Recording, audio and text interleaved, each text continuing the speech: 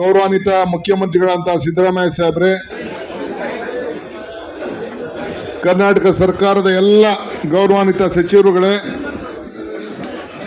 ಕರ್ನಾಟಕದ ಎಲ್ಲ ನಮ್ಮ ರಾಜ್ಯದಿಂದ ಬಂದಂಥ ಎಲ್ಲ ಎಂಪಿಗಳೇ, ಎಲ್ಲ ನನ್ನ ಶಾಸಕ ಮಿತ್ರರೇ, ವಿಧಾನಸಭೆ ಹಾಗೂ ವಿಧಾನ ಪರಿಷತ್ ಕೆಲವು ಮಾಜಿ ಶಾಸಕರು, ಮಾಜಿ ಮಂತ್ರಿ, ಮಾಜಿ ಲೋಕಸಭಾ ಸದಸ್ಯರು ಕೂಡ ಬಹಳ ಆಸಕ್ತಿಯಿಂದ ತಾವೆಲ್ಲ ಬಂದಿದ್ದೀರಿ. ಇದೊಂದು ಕರ್ನಾಟಕ ರಾಜ್ಯದ ಇತಿಹಾಸದಲ್ಲಿ ಒಂದು ಐತಿಹಾಸಿಕವಾದಂಥ ದಿನ. ನಾನು ಆಗಾಗ ಹೇಳ್ತಾ ಇರ್ತೀನಿ, ಮನುಷ್ಯ ಹುಟ್ಟಿದ ಮೇಲೆ ಯಾವ್ದಾದ್ರು ಒಂದು ಸಾಕ್ಷಿ ಗುಡ್ಡೆ ಬಿಟ್ಟು ಹೋಗ್ಬೇಕು ಅಂತೇಳಿ. ಈ ಹೋರಾಟ, ಈ ಧ್ವನಿ ಒಂದು ಕರ್ನಾಟಕ ರಾಜ್ಯದ ಇತಿಹಾಸದಲ್ಲಿ ಮುಂದಿನ ಪೀಳಿಗೆಗೆ ಒಂದು ಸಾಕ್ಷಿ ಗುಡ್ಡೆ ಬಿಟ್ಟು ಹೋಗ್ತಾ ಇದೆ ಅನ್ನೋದನ್ನು ಹೇಳಲಿಕ್ಕೆ ನನಗೆ ಬಹಳ ಸಂತೋಷ ಆಗ್ತಾ ಇದೆ. ಇವತ್ತು ಈ ಕರ್ನಾಟಕ ರಾಜ್ಯದ ಜನತೆ,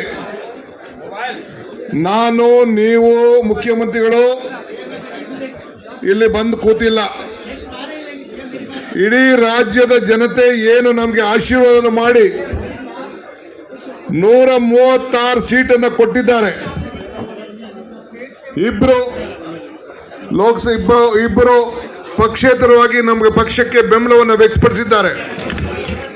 ಎಲ್ಲ ಸೇರಿ ರೈತ ಸಂಘದ ನಮ್ಮ ಅಸೋಸಿಯೇಟ್ ಮೆಂಬರು ಸೇರಿ, ಪುರ್ಸಾಮ್ಗೌಡರು ಸೇರಿ, ಲತಾ ಸೇರಿ 138 ಶಾಸಕರು ಕೂಡ ಇವತ್ತು ಇಲ್ಲಿ ಕೂತಿ ಆ ರಾಜ್ಯದ ಜನತೆ ಪರವಾಗಿ ಧ್ವನಿಯನ್ನು ಇವತ್ತು ಎತ್ತಲಿಕ್ಕೆ ನಾವು ಇಲ್ಲಿ ಕೂತಿದ್ದೇವೆ.